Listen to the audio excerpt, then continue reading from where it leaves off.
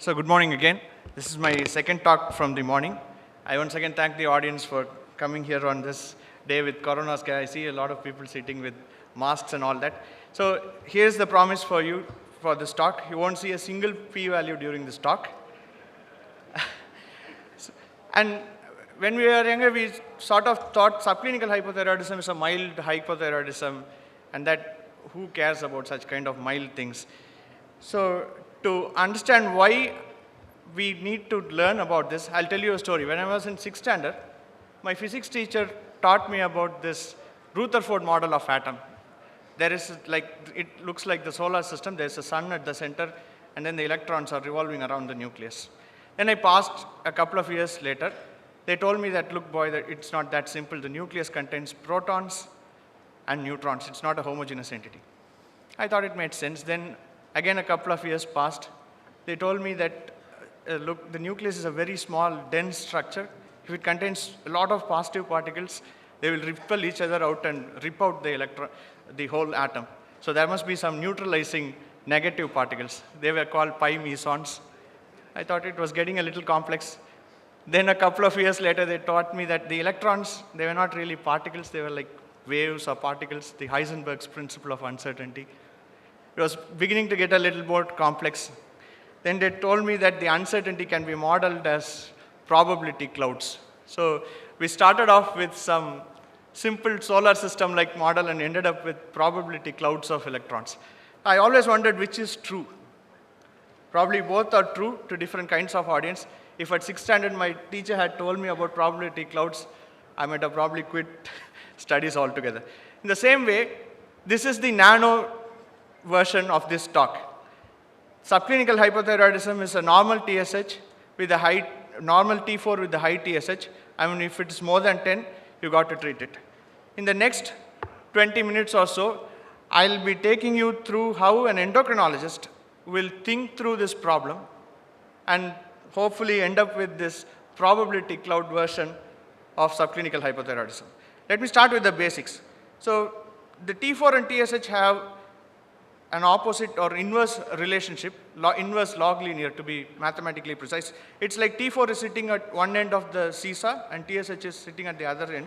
T4 is a sort of like a bulky kid. Small changes in T4 result in large and opposite changes in TSH, which in turn tries to normalize T4.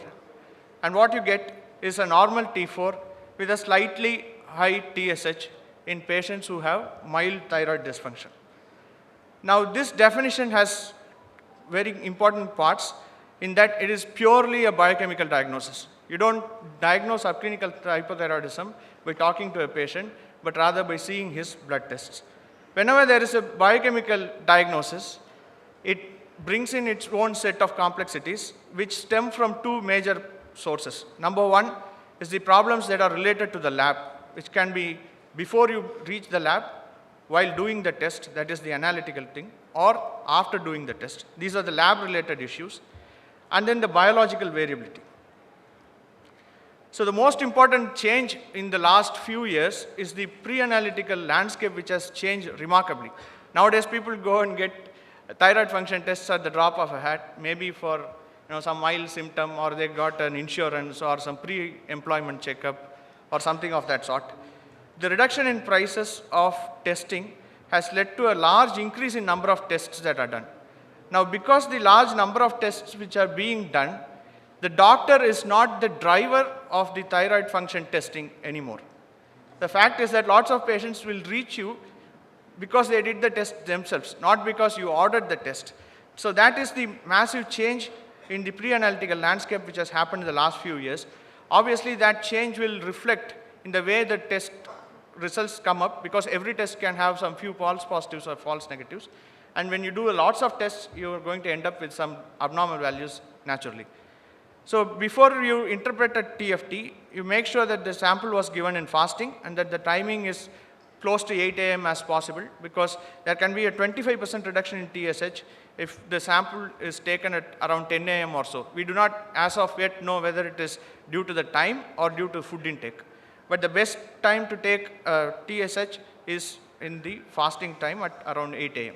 This is especially important in reproductive age group women where small changes in TSH would make you treat or not treat. If you are testing TSH for me, it doesn't probably matter because I'm not going to get pregnant. But if you are testing a reproductive age group women, that matters a lot. So again, we have seen the pre-analytical issues. This is the analytical issues. Most of us do free T4 and TSH. If you have to do free T4, you better make sure that the lab is really good. Now, this is a situation where there are one free T4 molecule for every 100 bound T4 molecules. This is what it would look like. But this is the reality. Can you see the red dot at the left lower? You have to have some really, really good eye vision to see that, because this is what reality is. Measuring free T4 is difficult, and unless the lab is really sound, then you might end up with some problems. Apart from the lab-related issues, there are biological issues in which TSH has to be seen. This is the 97.5 centile TSH, which is often thought of as abnormal. We have all probably got first ranks or at least first 5 ranks. And if we were to take us as a group, as doctors or physicians as a group, we might actually be in the 97th percentile in our classes. Does that make us abnormal, unusual, strange, whatever? Because these numbers are not tied to biological outcomes, but are pure statistical definitions. To make matters complex, each you can, within that 97.5 centile, this is like, inception all over again. Within each 97.75 centile, there is one more group which has a different ethnicity, a BMI, iodine status, anti-TPO status, and assay type. Each of these will have different normative values. For example, if you do one type of assay in one platform, its normative value differs by up to 40% when you do it with some other platform. So again, that brings us a lot of complexity. So anyway, it has some complexity. You get the TSH value. It depends where you have to treat it. There are some groups which are going to be completely normal where you don't need treat. That is the green part. The red ones are the clearly hypothyroid patients. We are concerned with the yellow. Now, how big the yellow is depends on where you cut. If you cut it this way, you will have to treat a lot of patients. If you keep the cutoff higher, you will miss a lot of patients and falsely label them as normal. And therefore, these cutoffs for treatment becomes incredibly important. Now, having understood the pre-analytical, analytical issues and the post-analytical choice of cutoffs, what happens to these mild hypothyroid patients in general? So the bottom rule is, it depends on whether they have anti-TPO antibodies or not. If they have antibodies, they progress twice as fast. If they don't have antibodies, then they progress relatively slowly. Even with antibodies, the rate of conversion from subclinical hypothyroidism to overt hypothyroidism is roughly around 4.3% per year. Without the antibodies, that's about 2% per year. So if you take 100 people and follow them up for 10 years, you will probably get like 40% of them would become hypothyroid for 10 years. It's not a huge number, what I mean to say is. And there is some evidence to suggest that even those who are antibody positive can revert back to normal, contrary to popular belief. It's not like the antibody is like a sort of death sentence for the thyroid. People with antibody positive also tend to revert back to normal. Having said all of these in complexity, having taken with a pinch of salt the cutoffs, the way we test the drugs, who we test and all that, how common is this condition? Now I want you to look 5 people to your right and 5 people to your left. You will find that one of them will have subclinical hypothyroidism. If it's a woman, it could even be 2. So the only evergreen answer to the prevalence question is that it depends who you are testing. Are you testing young reproductive age group women or old men who are in the fag end of their life? It depends on who you are testing, what you are testing, and how you are testing. So it can be between 1 to 2. So when we are diagnosing subclinical hypothyroidism, the number one question to be asked is it a primary thyroid disorder or not? So there are things that could be due to thyroid disorders, or TSH can be elevated due to other causes. These are the causes of TSH elevation. Recovery from a non-thyroidal illness is a common cause, a recent fever or something like that. Recovery from thyroiditis, drug interference, amiodarone, lithium, A laundry list of drugs are there. The last one is the St. John's wort. Why I have put that is that when we think about drug interference, we don't need to necessarily think about allopathic drugs. It can also be something else like homeopathy or Ayurveda or anything like that. Things other than thyroid can also affect TSH, and the most common of which is obesity.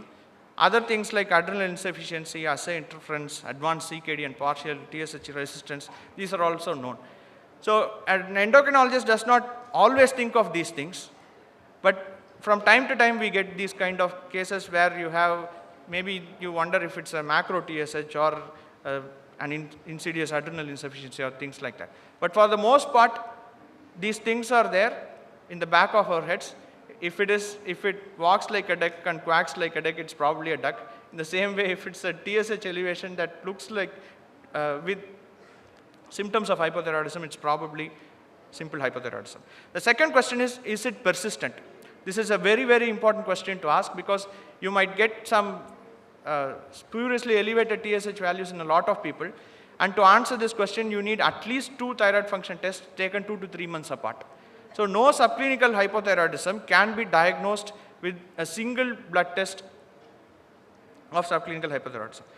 So our approach is like this. Is it a primary thyroid disorder? Yes. Is it persistent? Yes. Is it above a particular cutoff? Yes. Then we have to make a decision on whether we treat them or not. The second part is where we see the guidelines. As I said, who you test matters a lot. The Americans have gone into great depths to see what kind of patients should be tested. This is designed to get as many people into the fold as possible. We don't do that in India. Only universal screening of pregnancy is done, not every adult in the room. And the British don't have guidelines for testing for non-pregnant adults. So when you think about screening, it's probably a moot point, because most of the time the patient will come to us with the thyroid function test. So when to treat? The Americans again don't have a clear-cut answer to that, neither do the Indians. The British have released an update in 2019, which is what I will be showing next. This is the JAMA review from last year. The Americans have an action bias where they treat TSH values at a lower cutoff, somewhere between 7 to 9.9. Many younger patients would be treated as per the American system, whereas the British tend to avoid treatment for those who are younger, or those who are trying to get pregnant, or those with significant symptoms or things like that. So basically, the American guidelines have an action bias where they tend to treat patients at a lower TSH. The British tend to avoid treatment as long as possible, probably because the treatment is funded by the NHS, not by the patient's pocket. And in India, we have a complex system, because we are neither a completely single-payer healthcare nor a completely patient-funded healthcare. So we need to understand that there are exceptions to these rules and the caveats to these rules. Pregnancy, planning of pregnancy and infertility treatment are situations where we will treat those patients even if they have a lower TSH. And the caveats are that guidelines are not gospels and applicability is an issue. So that brings us to the most important part of the talk. How do we apply these guidelines to real patients that we see? So why to look beyond the guidelines? Why not just follow them like slavishly? The reason is that both testing, treatment, as well as follow-up are all costlier in the United States and cheaper in India. So we could afford to test a lot of people, treat a lot of people, and follow them up closely compared to the Americans. So let's see what we could do when the guidelines are not clear about how to treat. Let's say, imagine that you are a doctor treating the celebrity patients. So here is a 77-year-old male, Amitabh. He comes with the free T4 of 1.2 and a TSH of 7.9. Clear-cut subclinical hypothyroidism. He says he is now a little bit retired and relaxing, but he has a mild tiredness and an incidentally detected thyroid abnormality. You go for the history and examination. You wonder if it's really thyroid. It turns out to be really thyroid. You see if it's really persistent, and it is really persistent. You ask for family history, radiation, goiter, which you would normally do, and most patients don't have that. He says, I have mild tiredness but nothing else. So what other lab tests would be required? So he asks you, is this abnormal? Do I need any other lab tests? The answer is that for elderly people, even normal TSH range is different. So for any Amitabh fans, this is just for, as a placeholder. I'm not trying to suggest he is an elderly man or anything like that. So you may be normal. The patient may be normal even with the TSH of 7.9. An anti-TPO antibodies, just like any other blood test, you would order it only if it's going to change your decision to treat or if there is a diagnostic confusion. In this case, there is hardly any diagnostic confusion, so there is no use of doing that test. Then he asks you, should I start taking tablets for this? So this is a very common question among patients. When we start applying evidence, we need to take the values of the patient into account, wherein we do some kind of shared decision making.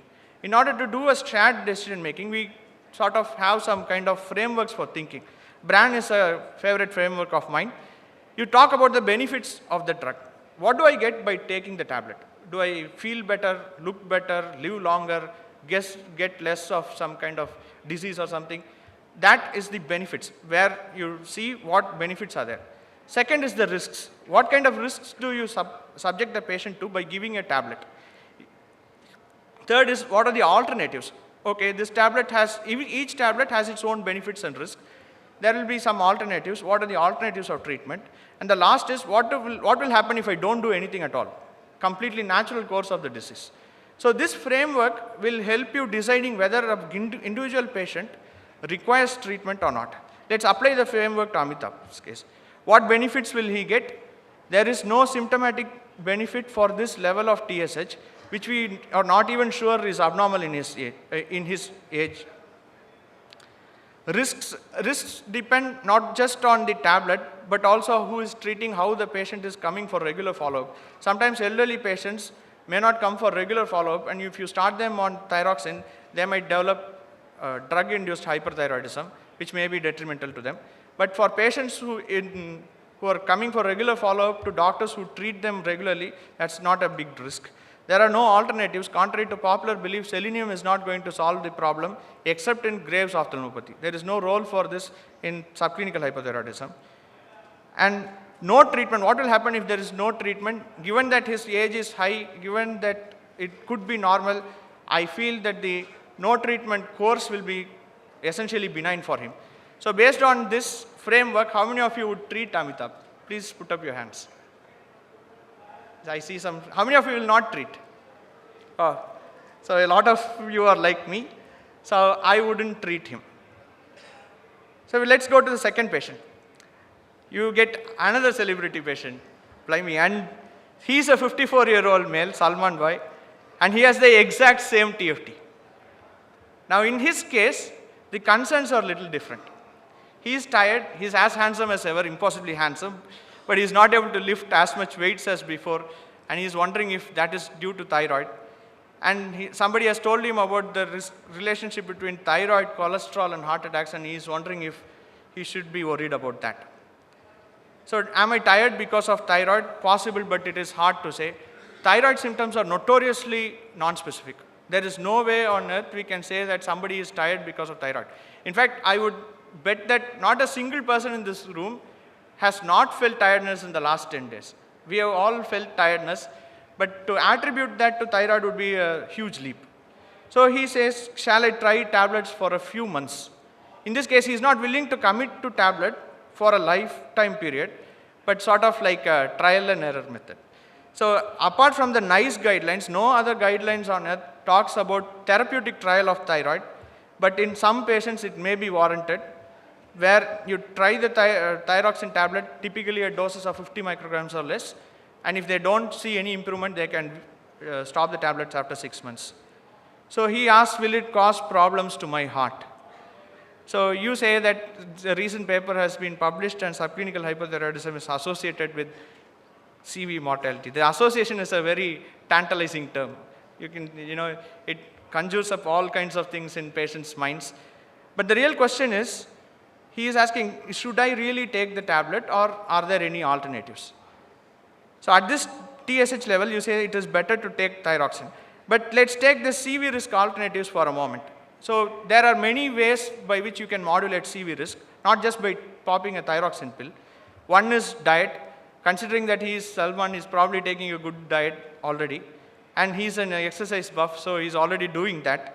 Statin versus thyroxine, there have been no randomized trials to ask this particular question. In a patient with subclinical hypothyroidism and elevated lipids, should you order statin or thyroxine? But it is possibly easier to take thyroxine because it's more physiological in these patients. So let's apply the framework. There is a possible CV benefit to this patient. The reason is that it is not just the absolute elevation of TSH that matters, but also the time spent in that elevation of TSH. Salman has a lot more time to live than, for example, an older patient. So if you spend 20 years with the TSH of 7.9, that makes a lot of difference compared to living 5 years with TSH of 7.9. What are the risks? As I said before, it depends on the patient and the doctor and how well he is treating. It's going to be negligible in experienced hands. Alternatives, there are multifactorial risk reduction pathways out there, such as diet, exercise, and all that, but thyroxine is probably safer. And no treatment, there is a mild risk if there is no treatment given to him. So based on this framework, how many of you would treat Salman? Wow, a lot of us think alike. That's cool. So let's go to patient number 3. Once again, a celebrity patient, beautiful Deepika. And by sheer coincidence, she comes back with the exact same TFT values, 1.2 and 7.9. She's recently married, has some mild weight gain, and there is a possibility of pregnancy. How do we approach this? She's asking, do I have a thyroid dysfunction? You say most likely. It is possible, but then again, it could be due to other things. The weight gain can be due to any number of things. It's hard to say. Do I need any other tests? Yes, in this case, it makes some sense to do anti-TPO antibodies. But even if the result is negative, we would still start treatment, because anti-TPO antibody in a reproductive age group women is more relevant if the TSH is between 2.5 to 4, where you are wondering whether to start treatment or not. With such clearly elevated TSH, it is basically like you have to treat one way or the other, as long as pregnancy is a risk. Is my weight gain due to thyroid or due to some kind of partying? The relationship between subclinical hypothyroidism and obesity is a classic chicken and egg problem. One causes the other, but the link between obesity causing subclinical hypothyroidism is much stronger than subclinical hypothyroidism as a cause of obesity. So there is, to add to this, there is no evidence of weight loss for TSH between 5 to 10 milli-international units per liter. So applying framework to her, she definitely stands to benefit from treatment. The risks, as I said, depends on the doctor and the patient and how well treated and follow up. There are no alternatives in her case, and the risks of no treatment are significantly high in this case. So based on this, how many would treat Deepika? How many would not treat? Is there any particular reason? I would love to know that. So almost unanimously, all of us would treat her. So to conclude, what we see in a patient with mildly raised TSH is, we ask the question, is it really a thyroid disease, and is it really persistent? These two questions can be answered within a period of 3 months. So you need a second TFT within 3 months to answer this question. And then we see the degree of TSH elevation. Is it more than 10 or less than 10? If it is more than 10, you close your eyes, go ahead and treat. If it is less than 10, then you need to see the individual patient's choices, the kind of benefits, risks, alternatives, and the no treatment options for that individual patient. Because certain benefits might be there that may not be relevant to the patient.